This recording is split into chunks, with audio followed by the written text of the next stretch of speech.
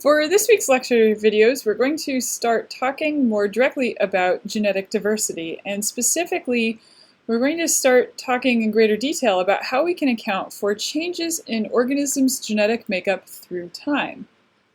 And so to cover this topic, we're going to basically be talking about the mechanisms through which traits are inherited. And we're going to start out by first talking about Mendelian genetics, and this is going to be a little different from how things were when we were talking about mitosis and meiosis, those processes, where we were observing physical processes in cells, in that we're going to start out taking a very conceptual approach to Mendelian genetics. And once we work our way through that conceptual approach for Mendelian genetics, then we'll shift into mapping genes back onto the chromosomes, and then we'll conclude this section by talking a bit more about our modern understanding of genetic complexity, because some of the conceptual ideas that I'm going to show you towards the beginning here are actually fairly rare in the grand scheme of things. But we're going to start out here with talking about the basics with Mendelian genetics. Gregor Mendel is another one of those outsized figures in biology. He was also alive during the 1800s, and he was the son of some farmers and wasn't so keen on pursuing farming. So instead he really got into his studies and really enjoyed learning about biology. And so because he liked biology so much, he threw everything he could towards continuing to study biology. And his family didn't have a ton of resources, so eventually what he wound up doing is he wound up joining the clergy as a way to continue pursuing his studies, because at that time that was one method for being able to support yourself financially while still learning. So eventually he found himself at a monastery where he had an opportunity to start studying how traits get inherited.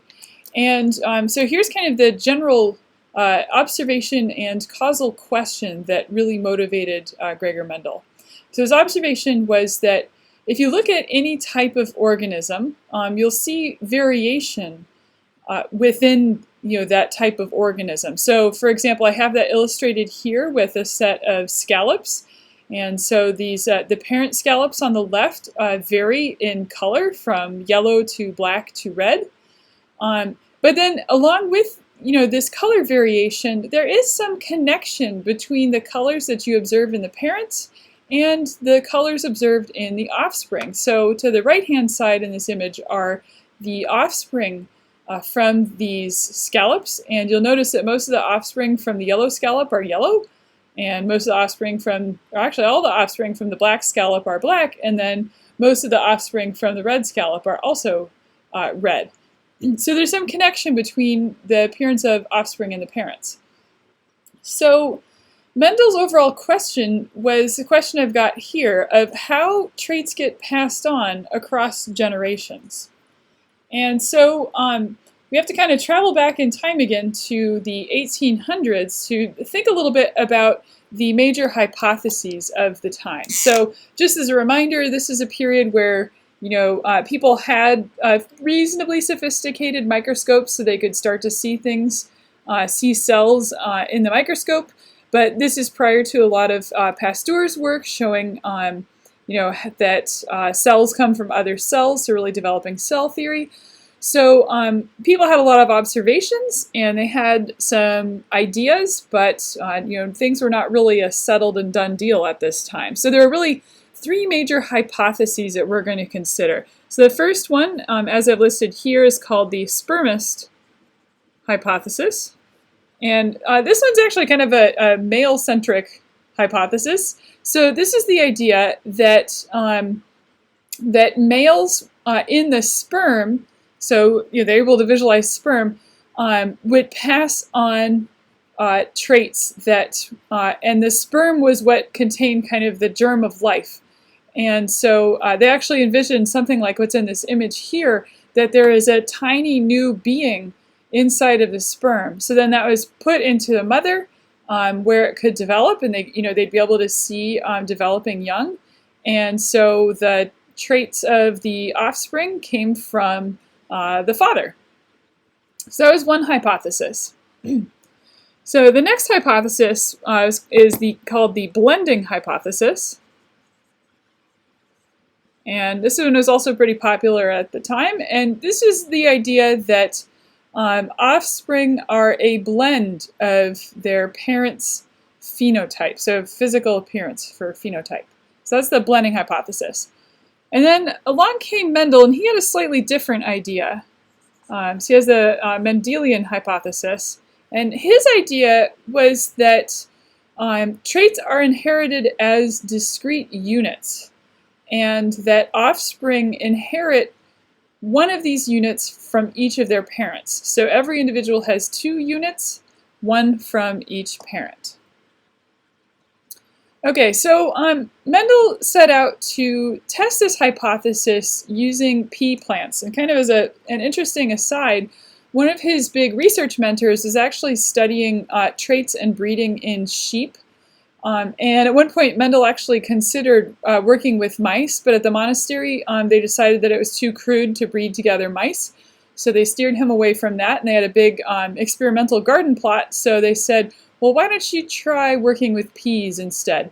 And I think it actually turned out to be a really good thing that he worked with pea plants, because they have a lot of properties that make them a really fantastic study system for the questions that Mendel was pursuing. So for one thing, it's really easy to grow peas. You can grow a ton of pea plants in a small amount of space. You can grow multiple generations in a single year. And nobody gets upset if you're pollinating pea plants. And along with that, it's pretty easy to control reproduction. So if you could just take a paintbrush and gather up some pollen from one parent plant, and then transfer it onto another parent plant, and then close up that flower, and then you would know exactly who the parents were, and each of the peas inside of the pea pod that would form were then new individuals that were the result of that pollination event from one flower to another. So a really fantastic system for trying to study how traits are inherited. And on top of that, Mendel determined that there were a series of traits that pea plants possess that are really straightforward, discrete traits to study. So that's in contrast to continuous traits. So to give you a classic example of a continuous trait, height in people is a continuous trait. We don't talk about, the short people and the tall people. There's no simple division. There's a continuum between shorter, through taller. But in these pea plants, there are a bunch of traits that are discrete. So I've listed them all here. So for example, pea plants grow in 2 different forms. They grow in a tall form or a dwarf form, and they're very different from each other. Their flowers come in distinct colors, so purple flowers or white flowers. Where the flowers grow is also discrete. So they'll grow either at the axial junctions, so in between the leaves, or they will grow at the tips of branches, so in terminal locations. And the same thing for the other traits here. So pods will be green or yellow. Pods will also have a shape that's either inflated or constricted. And the seeds themselves can be either green or yellow, and the seeds can be either round or wrinkly in terms of their shape or texture. So these are discrete traits, and just as I note here on the slide, so a trait refers to some measurable aspect of an organism, something you can measure about them. So, all these traits for pea plants, things like height or eye color, etc. for people, same kinds of ideas for other organisms. And then a phenotype refers to variation within a trait, right? So on this table I'm showing you here, things like plant height and flower color and flower position, those are traits. And then within those, purple versus white, those are phenotypes, or round versus wrinkled. So for his initial studies, Mendel decided to focus on the last characteristic here, seed shape, so round versus wrinkled seeds. Okay, so here's what Mendel did. He first spent a bunch of time breeding together plants until he was able to produce parent plants that could breed true. So we refer to true breeding individuals, so cases where the parents and their offspring always look the same as each other. We refer to those as homozygous individuals. So homozygous meaning uniform zygotes, so uniform offspring. So true breeding uniform offspring. So that was his first step, is get true breeding parents. Then what he would do is he would cross, which is just another word for saying breed, males and females that had different phenotypes from each other, right? So, purple and white flowers, that would be an example of a cross. And then he'd track them, he'd do these crosses across multiple generations, and he would track the same traits in the offspring, and he would look at the ratios of the phenotypes that would show up in the offspring.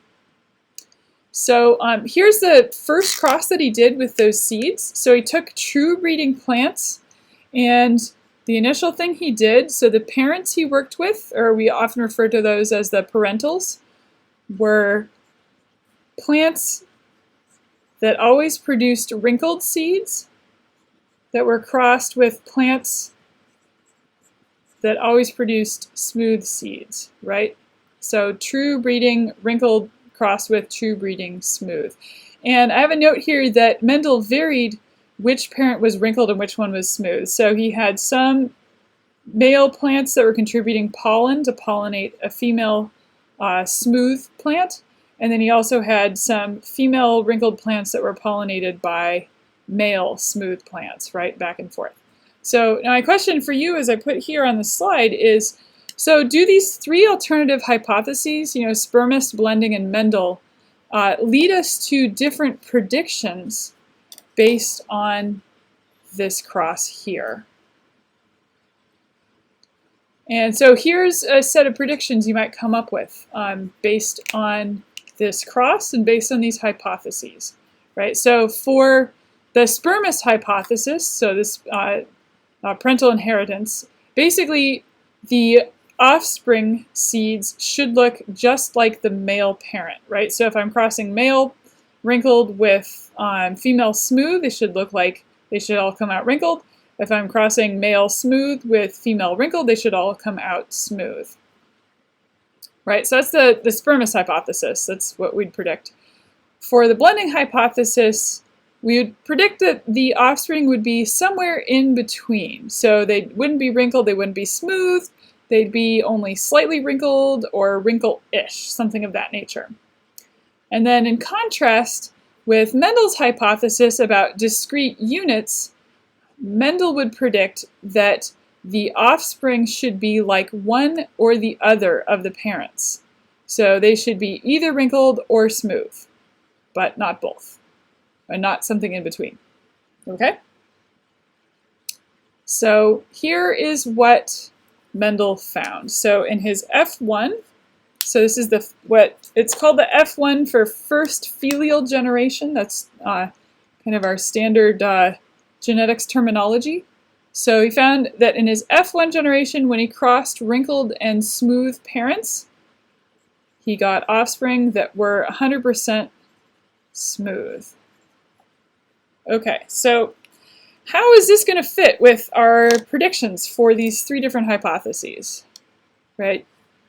So does this match up with the spermist hypothesis? I'd say no, right? Because under the spermist hypothesis, we would predict there'd be some cases where we'd wind up with wrinkled offspring, right? So no luck for the spermist hypothesis. How about blending hypothesis? Also kind of hard to explain, right? Because smooth is not the same as an intermediate between wrinkled and smooth. So this looks like it could provide some support for Mendel's hypothesis. Okay? But Mendel is still kind of puzzled at this point because, so he started out with wrinkled and smooth, and it's possible to get wrinkled peas, but his wrinkled peas just completely disappeared. So he wasn't really sure what happened with these wrinkled seeds. Maybe this smooth phenotype overpowered the wrinkled phenotype and destroyed it. And so maybe now we're stuck with smooth seeds and we're never going to be able to get back to wrinkles. So, Mendel did what any good scientist would do, and he decided, well, why not just keep going?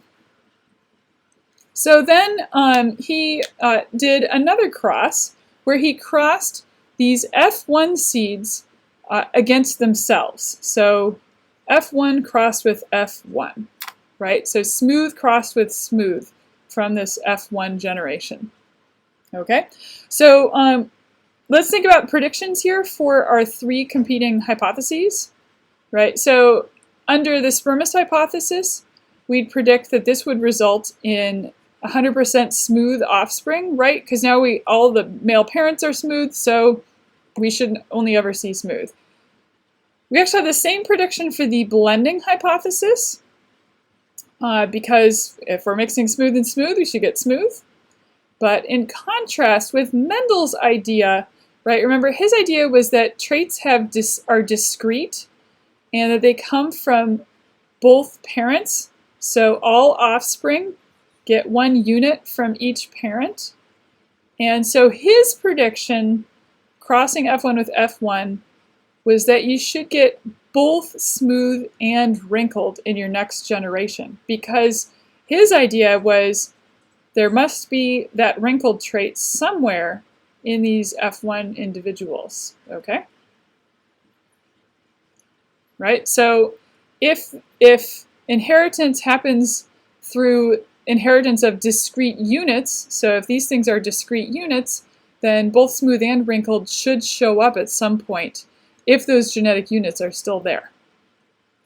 Okay, so here is the result that he got from this F1 cross. So this is his F2 generation. So he counted up thousands of P's. And overall, when he analyzed his numbers, he determined that about 3/4 of the offspring he got were smooth, and 1/4 of those offspring were wrinkled. Okay, so he got restoration of this wrinkled phenotype. So again, for the spermist hypothesis, this does not line up. Doesn't really match up with what you'd expect from blending, but once again, it supports Mendel's hypothesis for how traits are inherited. Okay, so this is kind of more of a philosophical question, but it might also be a question that you're asking as well, which is why bother making those predictions for cross number 2 here if we can already reject them after cross number 1? And one of the reasons to do so is that your certainty about a hypothesis will be increased if you do multiple different tests of that hypothesis, right? So I'm just showing this to you with one P trait, but you better believe that Mendel went back and repeated this experiment tracing other P traits as well. And so from this set of experiments, Mendel's hypothesis was supported that each parent has 2 units of information for a trait. And then each parent gives one of those units to offspring, but one parent's unit might not be expressed, right? So the smooth trait was expressed in the F1 generation, but wrinkled was not. And so he termed the trait that showed up in every generation that was always expressed the dominant trait, right? So the trait that's dominant here is having smooth seeds. And then he termed the trait that disappeared and then reappeared the recessive trait.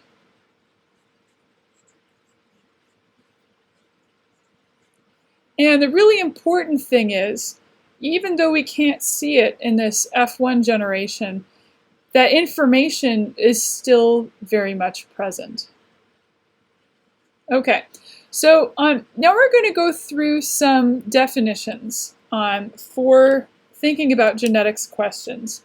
And these are definitions that you're going to need to know. So the first of those is that there's a term for these different forms of a gene, for the dominant and recessive form. So the term for the different forms is allele. So those discrete units that Mendel first described are now referred to as alleles. And those are alleles for a trait, or we can also say alleles for a gene. Okay, so a gene can have multiple different alleles or multiple different forms, right? So here, our gene has to do with seed shape, and our alleles are for wrinkled or smooth, right? Different forms of that shape. And alleles are what get encoded in DNA. So in this case, the convention is to symbolize the dominant trait with a capital letter. So smooth is dominant, so that would be symbolized big S. And then the recessive trait is symbolized with a lowercase letter. So here's a cursive S just to distinguish it from the uppercase S, right? So these are alleles. Okay, then a genotype is the specific allele combinations that are found in an individual, right? So Mendel's idea is there are discrete traits, there are discrete alleles, and that they're inherited one from each parent, so they come in pairs. So for genotypes, there will be pairs of alleles, or allele combinations in an individual. So there are 3 possible genotypes that we can think of from these 2 alleles, right? So it can be big S, big S, big S, or little s, little s. So that's a genotype. Then just as a reminder from what I said earlier, so phenotype is the trait that's observed, right? So an individual who's big S or big S, little s, these are both going to express the dominant phenotype, which is smooth seeds, right? And then little s is going to express the recessive phenotype, which is to have wrinkled seeds, okay? And then when we go to write out offspring, there's actually 3 different ways you can write about offspring, and we'll look at this in more detail in the next couple of slides.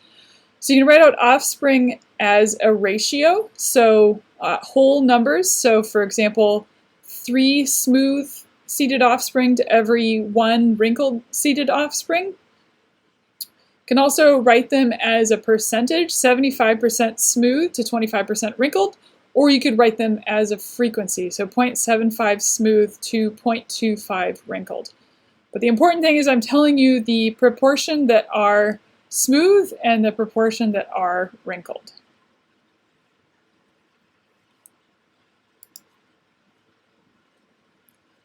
Okay, and then there's a little bit more terminology for describing these genotypes. So if an individual has 2 alleles that are the same, so that means they're true breeding, right? Then they're referred to as being homozygous. And so in this case, big S and little s are both homozygous. But it's also a good idea to describe whether they are homozygous dominant, right? So big S, or homozygous recessive, little s. And then in contrast, for an individual that is not true breeding, they're referred to as being heterozygous. So hetero means many. So big S, little s is heterozygous. So heterozygous individual can produce different types of offspring. And we don't really need to say dominant or recessive for heterozygous because That doesn't really make sense because they have both a dominant and a recessive allele, right? Okay, so now that we've taken a look at that, let's go through these genetics again. So I've drawn this cross up here, but I'm going to redraw it on the whiteboard as well. We started out in that parental generation with true breeding smooth-seeded plants and with true breeding wrinkle-seeded plants. So before we get to the offspring, what I want you to remember here, and what I want you to always remember, is to take a moment to think about what kinds of gametes these individuals can produce. So the adult here has 2 alleles, and after they go through meiosis, they're only going to pass on one of those units to their offspring, right? So this big S individual can actually only make one type of gamete, right? Because it's only got a big S or a big S. So it can only produce big S gametes. And then this little s individual is kind of in the same boat, right? It only has one type of allele. It's also homozygous recessive. So it can only make one type of gamete. It can only make little s gametes. So what that means is if these 2 plants are crossed with each other and have offspring, all we need to do is combine the alleles from the gametes, and now we see that 100% of their offspring are going to be heterozygous, big S, little s. So that's our F1 generation. So now if we cross that F1 generation with another F1 individual, big S, little s, the next thing we need to do is, again, always think about gametes for each individual. So this parent on the left, now this parent can produce 2 types of gametes, right? So it can produce a big S gamete, or it can produce a little s gamete, right? Because it has both alleles. And then the same is going to be true of this individual on the right, right? So it can produce a big S gamete, or it can produce a little s gamete. And there's an equal probability that it's going to produce one or the other, right?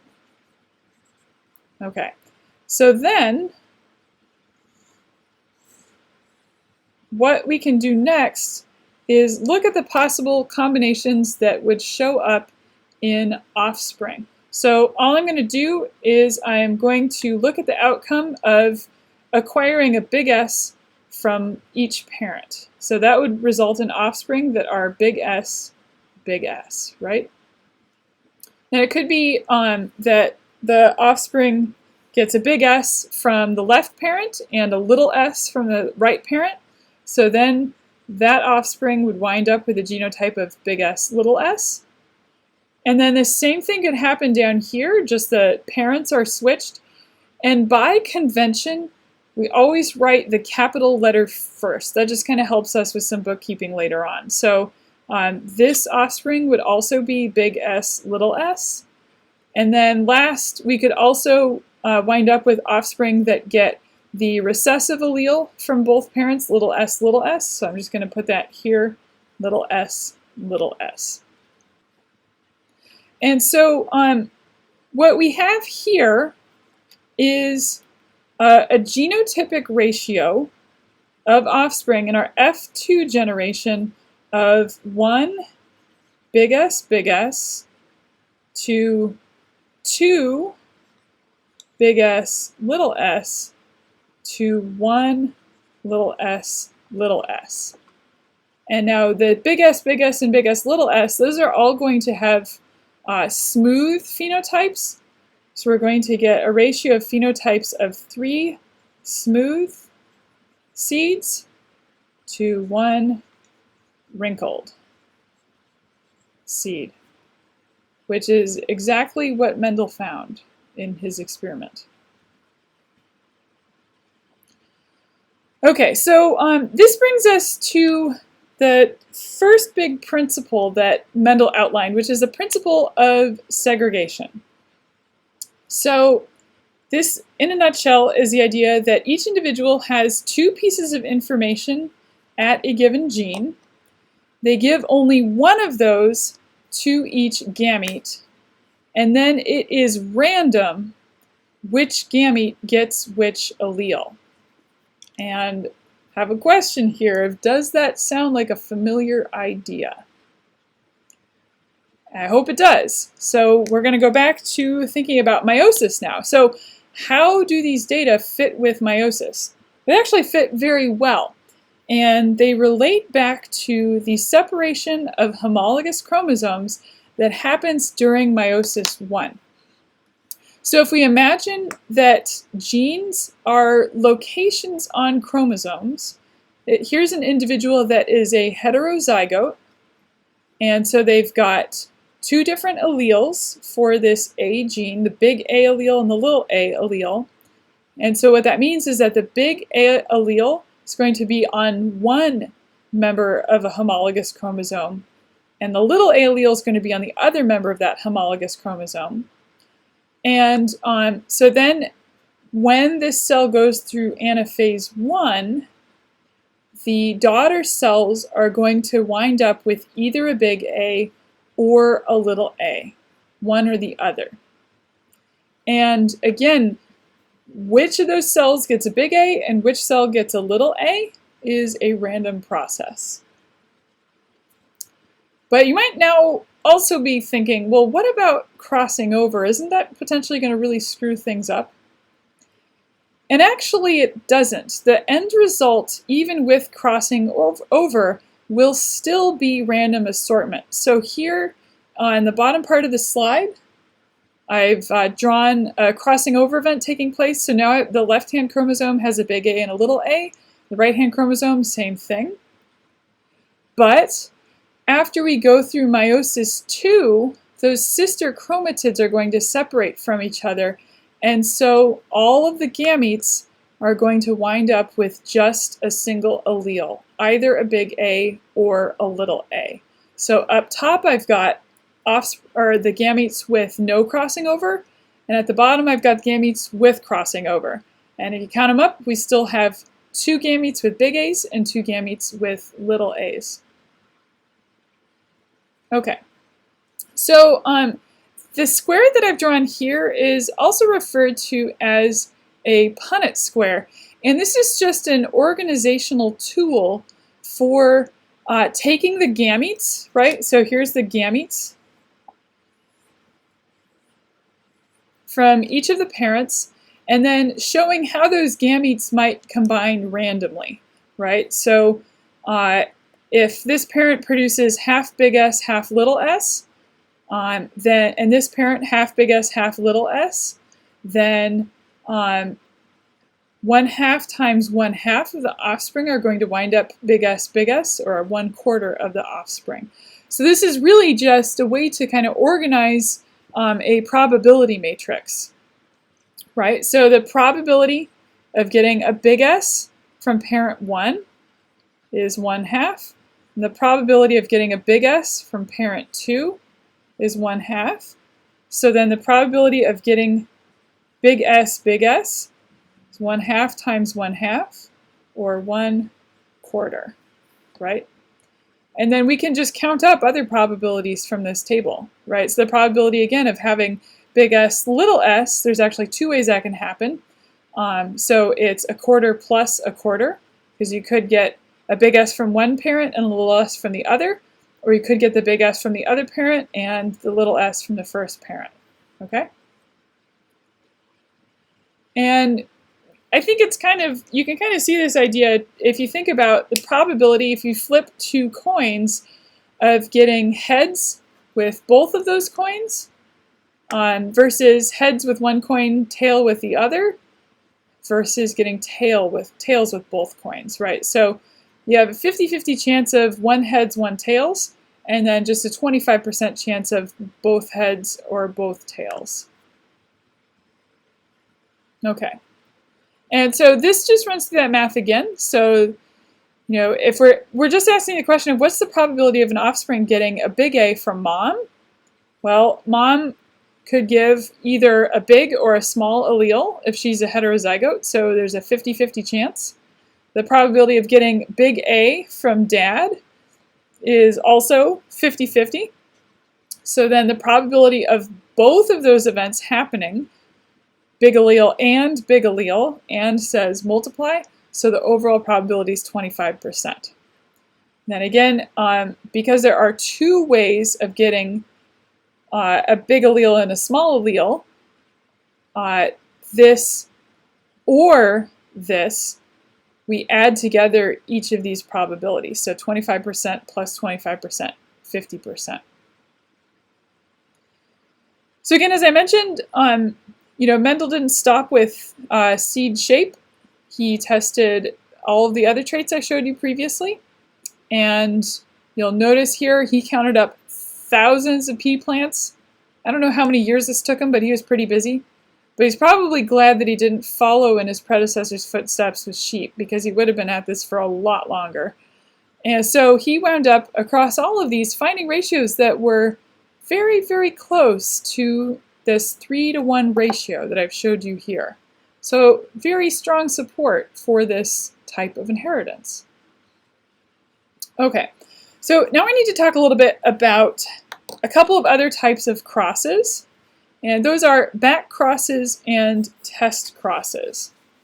So as I say here on this slide, so let's say you have an individual with a dominant phenotype, and you don't have access to any genetic tools, and you want to figure out their genotype, right? So we know that an individual that has the dominant phenotype could have one of two different possible genotypes. They could be homozygous dominant, so big A, or they could be homozygous, or heterozygous, I should say, so big A, little a. So, in that situation, I typically like to write it, A blank. We know they have the dominant phenotype, so they have to have one big allele, but then we don't know what their second allele is. So the way to figure this out is called conducting a test cross. So if we mate this individual with an individual that is homozygous recessive, so in this case little a, that can help us figure out what this second allele is. Right? So let's work through this. So if this individual is big A, and we're test crossing them against an individual that's little a, what types of gametes can the left-hand individual make? Just big A, right? And this individual, the homozygous recessive, can only make little a. So then, in this case, all of the offspring are going to be 100% big A, little a. So they're all going to have the dominant phenotype. And then in contrast, if our mystery individual was big A, little a, then they can produce two different types of gametes, big A or little a. The second parent can only produce little a, so then we'd wind up with some offspring that would be big A, little a, and other offspring that would be little a, little a. So 50% dominant phenotype, 50% recessive phenotype. Right, so this little a individual, depending on what kinds of offspring we get, we can then figure out if our mystery individual up here is homozygous dominant or heterozygous. So Mendel did something like this. So he did a test cross that is also what's called a back cross. So he took his smooth F1 peas and he crossed them with some of the true breeding wrinkle-seeded plants from the parentals. So his smooth F1 against the wrinkled, the recessive parental type. So here's our Punnett square for that. And I'll note that for this wrinkle-seeded parent, we don't actually need to write out this bottom row because it's not telling us anything new, because that parent can only produce little s seeds or little s gametes. That's it. And so here, you get a ratio of 1/2 smooth to 1/2 wrinkled. So that also helped to support Mendel's ideas about inheritance. So again, this can help reveal the genotype of the other individual. But we do have to think a little bit about the number of offspring needed to determine this, right? So maybe easier with pea plants, maybe not so easy with sheep. So now let's consider another test cross with another animal. Here is a cute bunny rabbit. And so in this case, brown coat color is dominant to white in rabbits. So what that is telling me is I'm going to symbolize brown coat color with a big B. And that's dominant to white. So I'm going to symbolize white with a small b, right? So that's the dominant trait. This is the recessive trait. So now let's say we've got a beautiful brown bunny, and I want to know, is that brown bunny true breeding? So that question is saying, is this brown bunny big B, big B? So I've got a big B question mark situation. So what should I do? I should cross it with a white rabbit. Little b, little b. Do a test cross. So again, if my rabbit is heterozygous, that's going to be the situation on the left, then I might get white offspring. And if it's homozygous, dominant, then all my offspring will be brown. Okay, so let's say I do this. I cross, in this case, I cross big B, little b with big B, little b, and I get 4 babies. So we need to talk about phenotypic probabilities. So if I'm crossing big B, little b with big B, little b, and I'm getting 4 babies. So this parent on the left can make gametes that are big B or little b. Same thing for the parent on the right, big B or little b. So working my way through this fertilization matrix, then what my probabilities are phenotype-wise is this individual, and this individual. So those 3 outcomes are brown. So I have 3 brown to 1 white. So that's my phenotypic probability. But question for you, is it possible that this could happen for white bunnies? What do you think? The answer is yes. So here are all of the possible offspring that could result from crossing 2 heterozygous parents, right? This is all possible. It could get 3 brown, 1 white, 2 brown, 2 white, 1 brown, 3 white, 4 brown, or 4 white. So what's going on here? Well, the thing is, when you're looking at a lower number of offspring produced, it's often very hard to get exactly this expected ratio 3 to 1. So to help you think about this, how many families do you know that have exactly half male and half female children? So, let's think about this. So, biological sex is determined by some of the chromosomes that you inherit, right? So our X and Y chromosomes, right? So almost all individuals wind up with 2 of these chromosomes, and these are actually chromosomes that they'll pair up with each other in meiosis, but they're not completely homologous. So as I've drawn them in the slide here, there is a region that overlaps between them, so there can be some crossing over, but then each chromosome also has a region that is distinct from the other chromosome. So they behave like homologous chromosomes, even though they don't completely overlap with each other. So individuals who have two X chromosomes are then biologically female, and individuals that have one X, one Y are biologically male. And by the way, there's also some very interesting things that can happen here because this doesn't always occur in people. So there's actually a lot of variation in biological sex, but in this case, we're just going to focus on X and Y, right? So if this is the case, so anytime you have a mother and a father, you're going to have an XX individual crossed with an XY individual. So the mother is only going to be able to produce one type of gamete, so all her gametes will contain an X chromosome, and then the father can produce either an X or a Y chromosome carrying gamete, so two different types of gametes. So the father is what winds up determining the sex, biological sex of offspring. So we wind up, if we draw this out, getting a ratio of 1 XX to 1 XY, or 50-50, right?